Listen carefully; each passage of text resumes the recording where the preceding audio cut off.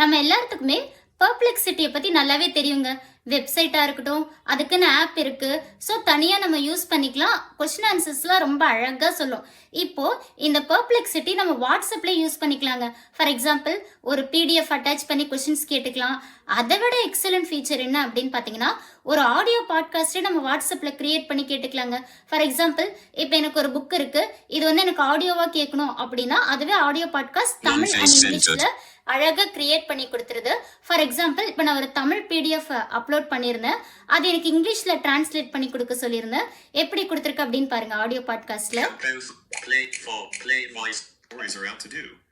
Offer support, fire up your motivation, and reassure anyone, especially students, who might feel stuck or need a spark.